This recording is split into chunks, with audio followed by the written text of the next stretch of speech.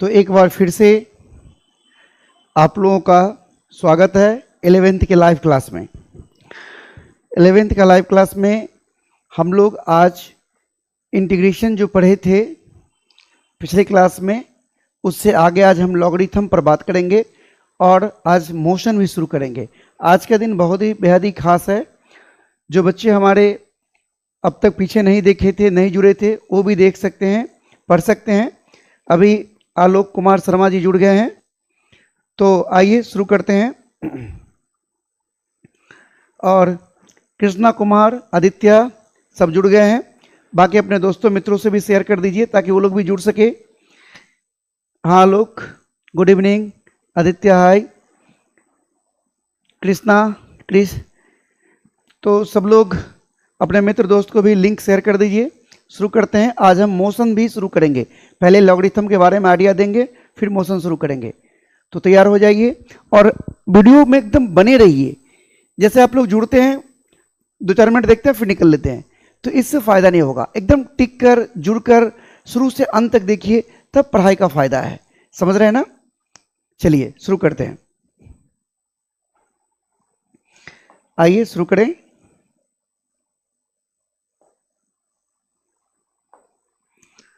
सबसे पहले लॉगरिथम शुरू करते हैं हम। Logarithm, MN, THMN, logarithm. सबसे पहले इसको पढ़ते कैसे हैं, यहां से हम अपने कहानी की शुरुआत करें कि इसको पढ़ते कैसे हैं। जैसे मान लीजिए लिखा हुआ है log b बेस a, इसको पढ़ेंगे log b बेस a। बोलेंगे is read as log b base a। देखिए ऐसे पढ़ते हैं इसको, ऐसा लिखा हुआ है log, इसको बोलेंगे log b बेस a। समझ रहे हैं ना? इसको पढ़ते कैसे हैं? log b base a। हाँ ललित कुमार जी, क्लच गॉड। चलिए अब देखिए ध्यान से, अगर कहीं कुछ नहीं लिखा हो, सीधे लिखा हो log b, बेस कुछ नहीं लिखा हो, तो जब कुछ नहीं लिखा हो इसका मतलब है कि log b बेस 10। जब कुछ नहीं लिखा हो, ध्यान दीजिएगा, मैं यहां लिख देता हूं, जब बेस में कुछ नहीं लिखा हो, जब बेस में या बेस के स्थान पर कुछ नहीं लिखा हो, बेस के स्थान पर कुछ नहीं लिखा हो,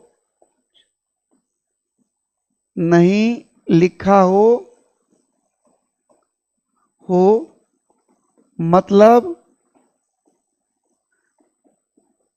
बेस 10 है, बेस 10 है। ध्यान रखना है इस बात को, जब कुछ नहीं लिखा है तो बेस 10 समझना है। अच्छा, खास बात यहां पर देखिए, आप जो है ऐसे जो लिखते हैं log b बेस a, इसे आप ऐसे भी लिख सकते हैं log b और बेस में कुछ भी बेस में, जैसे मान लीजिए c डाल दिए और log a और बेस में c डालकर ऐसे लिख सकते हैं आप। ध्यान दीजिएगा, आप कुछ भी लिख सकते हैं बेस में डाल करके, यानी log b बेस a को आप ऐसे लिख सकते हैं log b base c by log a base, यानी b बाय a, b और a नीचे लिख सकते हैं। समझ रहे हैं? इससे एक एग्जाम्पल यहां से हम आपको सिखाते हैं। ध्यान दीजिएगा, अगर मान लीजिए यहां पर एक एग्जाम्पल देख रहे हैं हम, एग्जाम्पल देखिए, अगर लिखा हुआ है log 10, सीधा log 10, मतलब log 10 बेस 10 है। सीधे log 10 मतलब log 10 बेस 10 है। तो ये क्या लिखेंगे हम? log 10 बेस में कुछ भी लिख दें, बेस में मान लीजिए कि हम लिख देते हैं बेस में c बाय log, ये बेस भी 10 है, 10 बेस में c, ये दोनों कट जाएगा, ये दोनों क्या हो जाएगा? देखिए कट जाएगा और ये क्या बन जाएगा? ये बन जाएगा आपका 1। यानी log 10 1 क्यों होता है, log 10 1 क्यों होता है, उसका जवाब देखिए कि log 10 में नहीं कुछ लिखा, मतलब बेस भी 10 है, बेस और ये सेम होने पर 1 हो जाता है। सोचिए ना, जब सेम हो जाएगा तो 1 हो जाएगा। आपको इस चीज को दिखाने के लिए हम एक छोटी सी बात और यहां दिखाते हैं। यहां देखिए, इफ ए बराबर बी हो जाए इसी में देन log बी अब बेस बी यानी दोनों सेम हो जाए तो ये 1 बन जाएगा, क्योंकि ऊपर नीचे दोनों बराबर हो जाएगा, बी के बदले में लिख देंगे तो कट जाएगा। यानी ध्यान रखिएगा, जिसका log निकाल रहे हैं वही बेस में भी है तो 1 हो जाएगा। देखिए ना, log b अब बेस भी b है तो 1 बन गया। log 10 1 क्यों होता है, हम लोग बचपन से याद करते आए कि log 10 1 होता है। 1 क्यों होता है कि जब log 10 कह रहे हैं तो बेस 10 यहां छुपा हुआ है, बेस और ये सेम होने की वजह से 1 हो जाता है। मजा आ रहा है, समझ में अच्छे से आ रहा है? मुझे लाइव क्लास का लिंक भेज दीजिए ना, मेरे को भी आपसे पढ़ना है। अच्छा जारा, ये अभी जो आप जुड़े हैं, जारा को जरा ध्यान दीजिएगा, मैं जारा के लिए बोल रहा हूं। आप हमारे YouTube चैनल पर जाकर के जब आप प्लेलिस्ट में जाएंगे तो वहां पर देखेंगे 11th 2024 11th 2024, उसमें सारा शुरू से वीडियो 11th वाला सारा लेक्चर का इस सेशन का उपलब्ध है। समझ रहे हैं?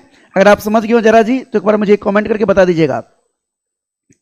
12 का तो 12 2024 वाला में जाकर के देख सकते हैं। उसके अलावा प्लेलिस्ट में सारा हर टॉपिक्स का वीडियो उपलब्ध है, वहां से आप देख सकते हैं। ठीक है, चलिए अब देखिए हम आगे बढ़ते हैं। अब देखिए कहीं पर ऐसे लिखा हुआ है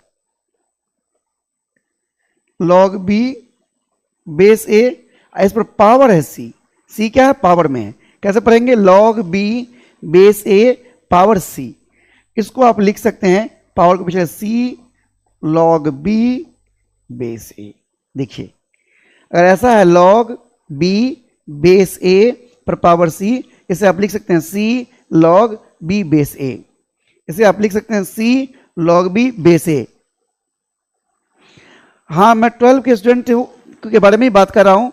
जारा जी आप मेरा नंबर नोट कर लीजिए, आप कॉल कर लीजिएगा मुझे एक बार। देखिए 9234761089, इस नंबर पर आप मुझे कॉल कर लेंगे। कल 11 AM में हमसे बात करेंगे, हम आपको गाइड कर देंगे। ओके, चलिए और हम आगे बढ़ते हैं। ध्यान दीजिएगा, एक और चीज सीखिए, log b base a equal to c हो, ऐसा हो, log b base a equal to c हो तो यहां से निकाल सकते हैं, या b का मान निकाल सकते हैं, b इक्वल टू हो जाएगा a to the power c, a to the power c। ध्यान दीजिएगा, b equal to a to the power c, a पर पावर c आ जाएगा। देखिए log b बेस a बराबर c हो तो जब b का मान निकालेंगे तो ये बेस उधर चला जाएगा। ये बेस जो है, ध्यान से देखिए, ये बेस जो है, ये बेस वो यहां आ जाता है। देखिए ना, a to the power c। ये सब आपको अच्छे से समझकर याद रखना है। कुछ कॉमन फॉर्मूला जो आप 10th क्लास से जानते होंगे, जैसे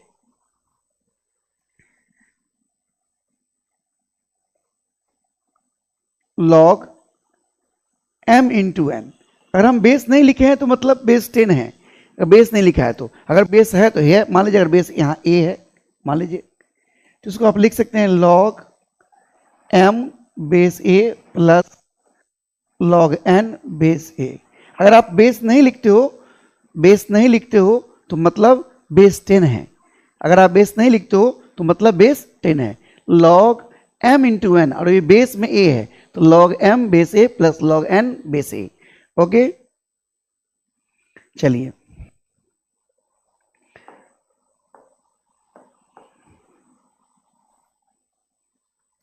अब देखिए, अगर ऐसा हो log m बाई n और बेस में मान लीजिए कि a है, कुछ भी हो सकता है बेस में, फिलहाल हम a ले रहे हैं,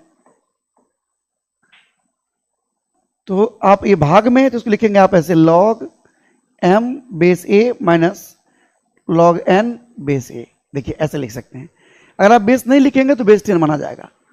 ठीक है, तो ये सब चीजें आपको फॉर्मूला याद रखनी है अच्छे से, समझ रहे हैं।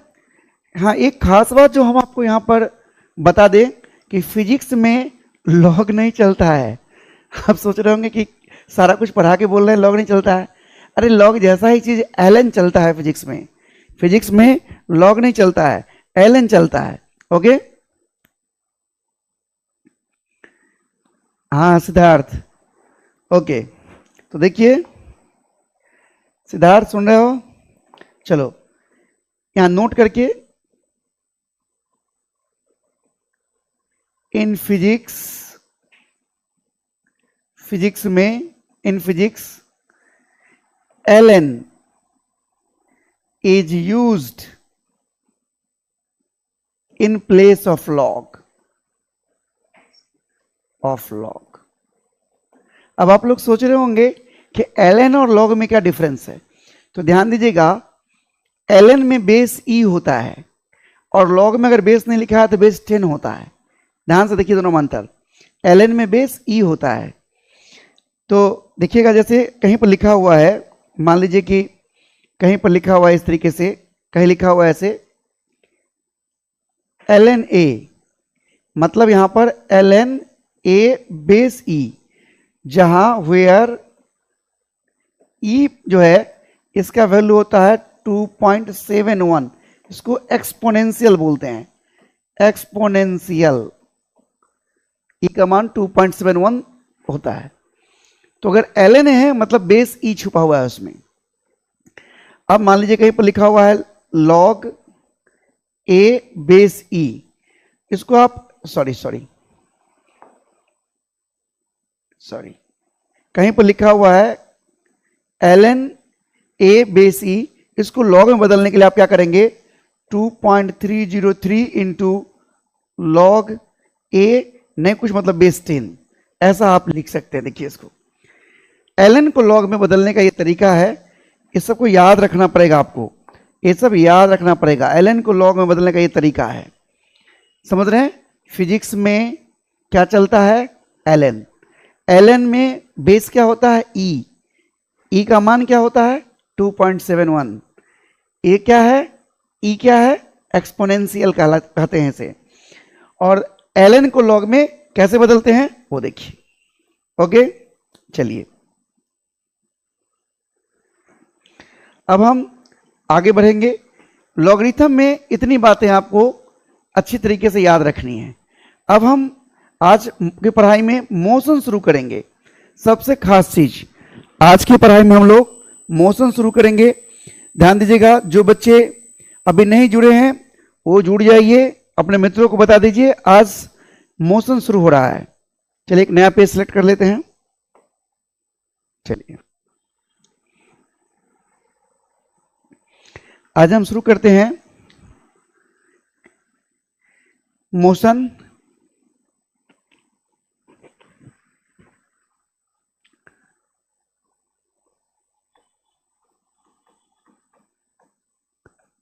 यानी गति। सबसे पहले किसी बॉडी को मोशन में हम कब कहेंगे या मोशन किसे कहते हैं, सबसे पहले ये समझते हैं। तो कोई भी बॉडी मोशन में तब कहलाता है, ध्यान दीजिएगा, कोई भी बॉडी मोशन में तब कहलाता है जब वह किसी ऑब्जर्वर की तुलना में समय के साथ अपना स्थान बदलता हो। ए body is said to be in motion with respect to an observer if it changes its position with respect to that observer। ध्यान दीजिएगा, मैंने क्या कहा कि a body is said to be in motion with respect to an observer with respect to an observer if it changes its position with time, with respect to that observer. मैंने क्या कहा कि कोई बॉडी गति में कहलाता है किसी ऑब्जर्वर तुलना में।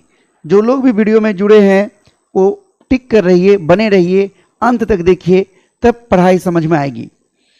ध्यान दीजिएगा, मैंने कहा कि कोई भी बॉडी मोशन में कहलाता है किसी ऑब्जर्वर की तुलना में। ऑब्जर्वर मतलब देखने वाला, निरीक्षण करने वाला। ऑब्जर्वर मतलब देखने वाला, निरीक्षण करने वाला। ध्यान दीजिएगा, ऑब्जर्वर मतलब होता है देखने वाला, देखने वाला या निरीक्षण करने वाला। तो कोई भी ऑब्जेक्ट किसी ऑब्जर्वर की तुलना में मोशन में कहलाता है अगर वह अपना स्थान बदलता हो समय के साथ उस देखने वाले के लिए। हम एक उदाहरण देंगे, ध्यान दीजिएगा। मान लीजिए कि आप अपने पिताजी को बस स्टैंड में गए बस पकड़ाने के लिए। पिताजी को आपने बस में बिठा दिया ड्राइवर से 2 सीट पीछे, और आप सड़क के किनारे खड़ा होकर पिताजी को बाय बाय करने लगे। अब बस मान लीजिए 40 किलोमीटर प्रति घंटे की चाल से चल रही है। अचानक से आप हमसे मिल गए। हमने आपको पूछा यहाँ क्या कर रहे हो भाई? तो आपने बोला सर पिताजी को छोड़ने आए थे। तो फिर मैंने सोचा कि चलो ये हमारा स्टूडेंट है, कुछ फिजिक्स की बातें पूछ लेते हैं। मैंने पूछा कि बताओ तुम्हारा पिताजी मोशन में या रेस्ट में है? तो लड़का कहा सर पिताजी मोशन में है, क्योंकि समय के साथ बस दूर जाती जा रही है, पिताजी भी हमारी तुलना में पिताजी का स्थान बदलते जा रहा है। फिर हमने उस बस के ड्राइवर को फ़ोन लगाया, बोला हेलो, आपके पीछे 2 सीट पीछे जो व्यक्ति बैठा हुआ है वो रेस्ट में है या मोशन में है? तो ड्राइवर ने कहा अरे भाई रेस्ट में है, मोशन में होता तो 2 सीट के बजाय 4 सीट पीछे हो गया होता, 6 सीट पीछे हो गया होता, बस से बाहर हो गया होता। वो तो 2 सीट पीछे ही लगातार है। दरभंगा में भी था और आगे मब्बी पर वही है और मुजफ्फरपुर में भी वही है और पटना में भी वही है। मतलब डिस्टेंस समय के साथ उस लड़के के पिताजी का पोजीशन नहीं बदल रहा है, इसलिए वो रेस्ट में है। तो देखो वही पिताजी, उस लड़के के पिताजी उस लड़के के लिए मोशन में है लेकिन ड्राइवर के लिए रेस्ट में है। यानी एक ही ऑब्जेक्ट किसी के लिए मोशन में और किसी के लिए रेस्ट में हो सकता है। वो डिपेंड करता है ऑब्जर्वर पर। इसलिए जब भी आप मोशन को डिफाइन करें तो ऑब्जर्वर का चर्चा जरूर करें। सुन रहे हैं आप लोग मेरी बात को? जो लोग भी जुड़े हैं, टिक कर रहे हैं, तुरंत जुड़िए और भागिए मत। टिक कर रहिए, शुरू से अंत तक देखिए, तब पढ़ाई का फायदा मिलेगा आपको। तो मैंने कहा कि मोशन एक रिलेटिव कॉन्सेप्ट है, एक सापेक्षिक विचारधारा है। Motion is a relative concept. मतलब एक ही ऑब्जेक्ट किसी व्यक्ति के लिए मोशन में हो सकता है और किसी के लिए रेस्ट में हो सकता है। हम यहां लिखना चाह रहे हैं कि अ सेम ऑब्जेक्ट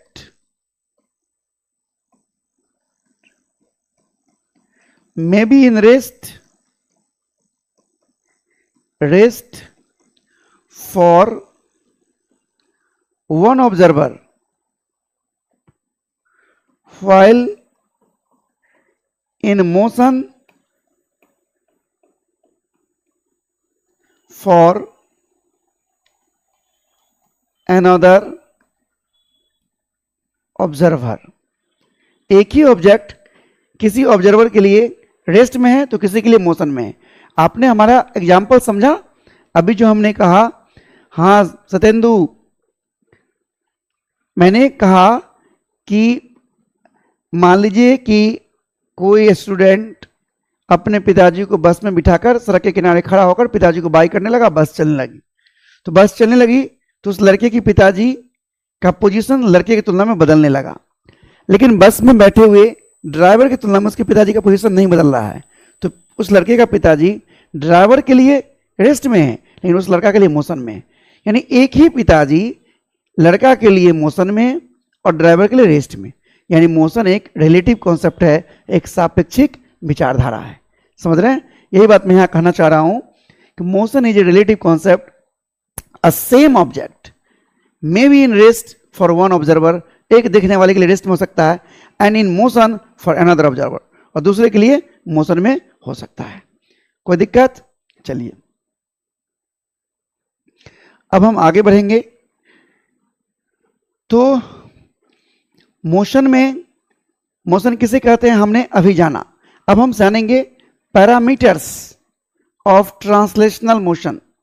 सबसे पहले ट्रांसलेशनल मोशन किसे कहते हैं ये हम चर्चा करते हैं यहां पर। ट्रांसलेशनल मोशन, ध्यान दीजिएगा।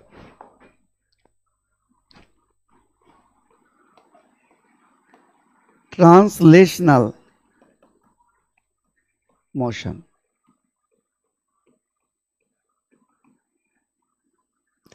ध्यान दीजिएगा ट्रांसलेशनल मोशन क्या होता है। तो कोई भी बॉडी ट्रांसलेशनल मोशन में तब कहलाता है जब, ध्यान दीजिएगा मैं क्या बोल रहा हूं, कोई भी बॉडी ट्रांसलेशनल मोशन में तब कहलाता है जब उस बॉडी के सारा पॉइंट्स समान समय में समान दूरी से खिसकता हो, यानी a body is said to be in translational motion. ध्यान दीजिएगा, मैं एग्जांपल समझाता हूं। जैसे मैं यहां खड़ा हूं और मैं यहां से चलकर यहां आ गया, तो मेरे शरीर में मेरा कान, मेरा कंधा, मेरी आंखें सब वहां से यहां आने में बराबर दूरी से डिस्प्लेस हुआ हो, तो ऐसे मोशन को हम ट्रांसलेशनल मोशन कहते हैं। यानी हम ये कहना चाह रहे हैं कि ए body is said to be in translational motion if all points inside it displaced through equal distance and equal time, through equal distance in equal time। मैंने कहा कि कोई बॉडी कहलाता है ट्रांसलेशनल मोशन में अगर उस बॉडी के अंदर का सारा पॉइंट्स समान समय में समान दूरी खिसके। हम एक एग्जांपल समझाते हैं, आप बस वीडियो में अंत तक टिके रहिए, बीच में कूदक कर भागिए मत, तब अच्छे से समझ में आएगा। आप तुरंत जुड़िएगा, तुरंत हटिएगा तो समझ में नहीं आएगा, आप सोचेंगे सर कैसे पढ़ा रहे हैं। आप टिक कर बने रहिए। आइए देखिए, हम एक एग्जाम्पल आपको दिखाते हैं। देखिए एक एग्जाम्पल, देखिए ये कोई बॉडी है, ये एट टी समय पर यहां पर है, और कुछ देर बाद ये बॉडी यहां आ गया at T plus delta T समय के बाद। देखिए इस बॉडी के अंदर में कुछ पॉइंट्स हैं, ये एक पॉइंट है P, एक दूसरा पॉइंट देखिए, एक पॉइंट है P, दूसरा पॉइंट है Q, तीसरा पॉइंट R, ऐसे बहुत सारे पॉइंट्स होंगे। अब ध्यान दीजिए ये बॉडी कुछ देर के बाद खिसक कर यहां आ गया T समय के बाद। अब ये पॉइंट P, ये पॉइंट Q और ये पॉइंट R। देखिए अगर ये बॉडी, ध्यान दीजिएगा, ये जो खिसका है मान लीजिए P, वो यहां से यहां तक में R1, ये खिसका यहां से यहां तक R2 और ये खिसका यहां से यहां तक R3। अगर यह बॉडी ट्रांसलेशनल मोशन में है तो ध्यान दीजिएगा R1, R2 और R3 तीनों का मान जो है वो क्या हो जाएगा, बराबर हो जाएगा। ध्यान दीजिएगा, तो क्या होगा, the body shown in figure, the body shown in figure is said to be in translational motion।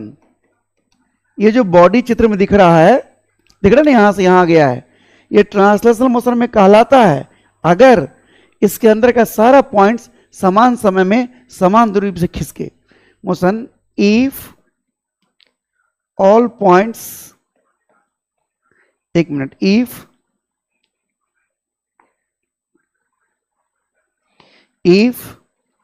Mod R1 यानी R1 जो खिसका पॉइंट P वो उतना ही हो जितना मॉड R2 हो और वो उतना ही हो जितना मॉड R3 हो, यानी तीनों बराबर दूरी से खिसका हो, तभी हम कहेंगे कि यह ट्रांसलेशनल मोशन में। समझ में आ रही है आप लोगों को बात? कोई दिक्कत?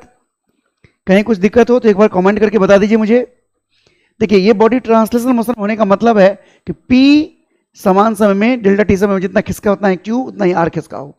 अगर ये बॉडी मान लीजिए ये ऐसे झुक जाता, ये P यहां आ जाता, Q यहां R, तब तो ये अलग खिसकता, ये अलग खिसकता, तब ये ट्रांसलेशनल मोशन में नहीं कहलाता। अगर ऐसे झुक जाता तो, समझ रहे हैं बात? तो ट्रांसलेशनल मोशन में कहलाने का मतलब है कि इक्वल डिस्टेंस से खिसकना सारे पॉइंट्स का। ओके, सब ठीक है? सतेंद्र कुमार, ओके।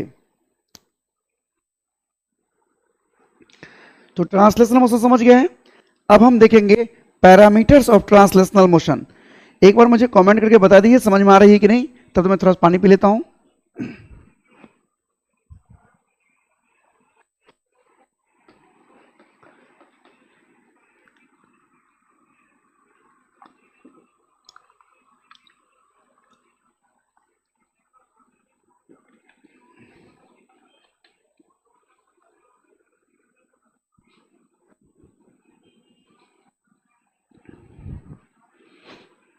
आप लोग देख नहीं पा रहे, कमेंट्स नहीं आ रहा है क्या? वीडियो रुक गई है क्या? क्या वीडियो रुक गई है? आप लोगों को कमेंट्स नहीं आ रहा है। चलिए शुरू करते हैं। हमें तो वीडियो दिखाई दे रही है, पता नहीं आप लोगों को वीडियो दिख रहा है कि नहीं। चलिए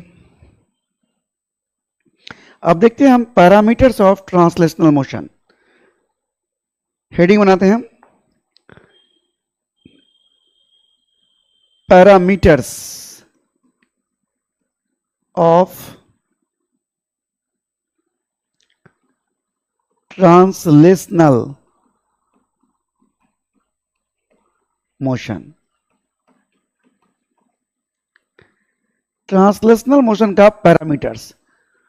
अच्छा, हाँ सब ठीक है। चलिए सर, यस सर, आ रही है, समझ में आया। ओके ओके, चलिए ठीक है। पैरामीटर्स का मतलब होता है वो कारक। पैरामीटर्स को हिंदी में आप कारक कह सकते हैं। तो ट्रांसलेशनल मोशन के कारक जिसके बिना आप ट्रांसलेशनल मोशन की कल्पना ही नहीं कर सकते, यानी जब भी ट्रांसलेशनल मोशन होगा तो जो सब चीज आपको अवश्य दिखेगा वही है पैरामीटर्स, यानी वो चीज जो ट्रांसलेशनल मोशन में अवश्य आपको दिखेगा वही है कारक। हाँ ठीक है गौरव, गौरव पढ़ाई पर ध्यान दो, नहीं तो वीर जारा बन जाएगा। ध्यान दीजिए, पैरामीटर्स ऑफ ट्रांसलेशनल मोशंस। देखो बहुत सारे बच्चे ऐसे ही ऑनलाइन प्लेटफॉर्म पे आते हैं। गौरव देखिए किस तरीके से हरकत कर रहा है, जरा ध्यान दीजिएगा आप लोग। देखिए टीचर किसी को कुछ पढ़ाता है और उसके पढ़ाने से बहुत कुछ हो जाएगा, ऐसा नहीं होता है। बच्चों के अंदर अपना पोटेंशियल होना चाहिए। एक बच्चा दिए के समान है और उसका पोटेंशियल उसमें तेल के समान है। बस टीचर उसमें माचिस स्पार्किंग करता है, माचिस तिली लगाकर उसमें जलाता है, समझ रहे हैं ना? टीचर सिर्फ उसको जलाने का काम करता है। तेल पोटेंशियल के रूप में बच्चा के रूप में बच्चा के अंदर खुद होता है, समझ रहे हैं बात? बच्चा दीपक के समान है और उसकी क्षमता, उसका पोटेंशियल उसमें तेल का काम करता है और टीचर के द्वारा ज्ञान वो माचिस का काम करता है। आजकल वर्चुअल समय में जो ईमानदार टीचर है हम लोग माचिस से उसमें आग लगाने की कोशिश करते हैं और कुछ, और बच्चा के अंदर तेल है, पोटेंशियल है तो जला प्रकाशित होगा, नहीं है तो नहीं जलेगा। लेकिन कई सारे टीचर बच्चों को बेवकूफ भी बनाते हैं। बच्चा के अंदर खुद पोटेंशियल नहीं है लेकिन बच्चा को कहता है देखो तुम जल रहे हो, क्या करेंगे? माचिस की तिल्ली के बजाय एक कैंडल लेकर के उसमें आग लगाएंगे ऐसे, और ऐसे पकड़े हुए हैं कैंडल, तो कैंडल जलता हुआ दिख रहा है ऐसे, तो बच्चा को लग रहा है कि अरे वाह हम जल रहे हैं, नहीं तुम नहीं जल रहे हो, तुम्हें तो तेल ही नहीं है, पोटेंशियल ही नहीं है, वो तो कैंडल जल रहा है, बस टीचर तुमको बेवकूफ बनाकर तुम्हारा पैसा ऐंठ रहा है। समझ रहा है ना? इसलिए अपने आप को दीपक की तरह बनाओ, उस दीपक की तरह जिसके अंदर तेल के रूप में पोटेंशियल हो, और बस टीचर के स्पार्किंग का इंतजार करो ताकि तुम ठीक से जल सको। ओके, चलिए आगे बढ़ते हैं। तो पैरामीटर्स ऑफ ट्रांसलेशनल मोशन में सबसे पहला पैरामीटर है हमारा डिस्टेंस। क्या है हमारा? डिस्टेंस। डिस्टेंस को हिंदी में दूरी कहते हैं, आप लोग सब लोग जानते होंगे। दूरी आप लोग बता सकते हैं डिस्टेंस किसे कहते हैं? डिस्टेंस किसे कहते हैं बता सकते हैं आप? अंबालिया किंता क्या लिखे हो यार? ध्यान दीजिएगा, डिस्टेंस जो है, दूरी क्या है? तो यह एक्चुअल पाथ लेंथ है। वास्तविक रास्ते की लंबाई को डिस्टेंस या दूरी कहते हैं। It is actual path length. ध्यान दीजिएगा, जैसे कि कोई वस्तु, मान लीजिए कोई लड़का इस ए जगह से बी जगह पर कुछ इस रास्ते से घूम करके इस रास्ते से पहुंचता है। देखिए, इस रास्ते से चलते हुए ऐसे पहुंचता है, तो इस रास्ते की जो लंबाई है वही है डिस्टेंस ए और बी के बीच का। यानी डिस्टेंस, दूरी क्या है? It is the actual path length, वास्तविक रास्ते की लंबाई। हम बोलेंगे कि इट इज द एक्चुअल मतलब वास्तविक पाथ लेंथ, या इसको ऐसे भी कह सकते हैं, path followed by the particle. The length of path followed by the particle is called distance. ऐसे लिखे और अच्छा लगेगा। इस बात को मैं ऐसे लिख दूं, ध्यान दीजिएगा,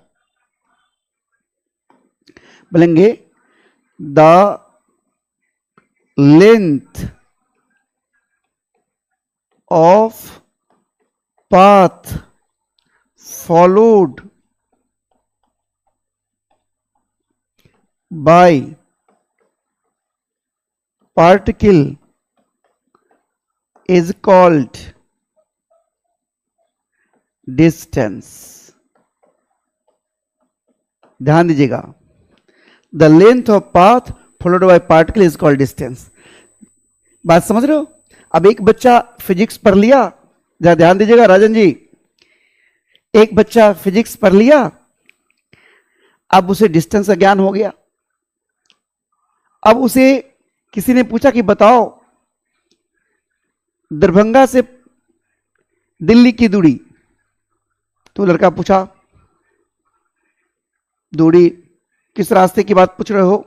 प्लेन वाले रास्ते से दूरी, किस सड़क वाले रास्ते से दूरी? तो देखो यहां उसके पास नॉलेज था, तो इस बात पर वो डिस्कस कर रहा है कि अगर प्लेन से जाएंगे तो सीधे उड़ के चले जाएंगे, स्ट्रेट लाइन पाथ होगा, तो वही सीधा रेखा से जाएंगे, वही सीधा रेखा दूरी होगा, देख रहे हैं? और अगर बस से जाएंगे तो घूम घूम के जाएंगे, उस रास्ते की लंबाई होगा, वो दूरी होगा। यानी किस रास्ते से हम पहुंच रहे हैं दरभंगा से दिल्ली, उस रास्ते की लंबाई उस लड़के के लिए दूरी होगी। समझ रहे हैं ना?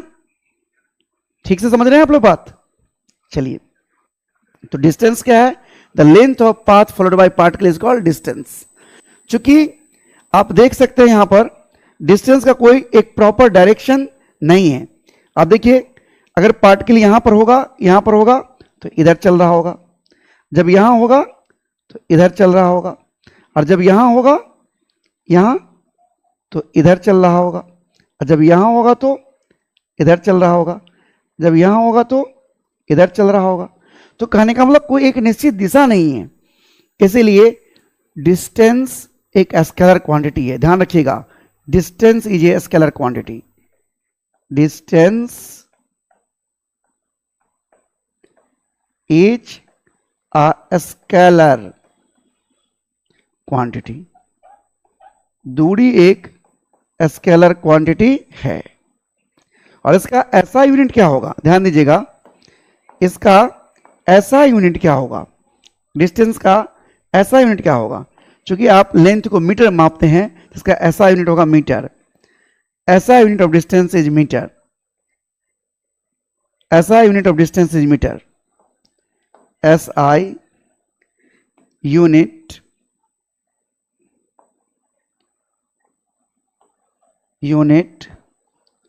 of distance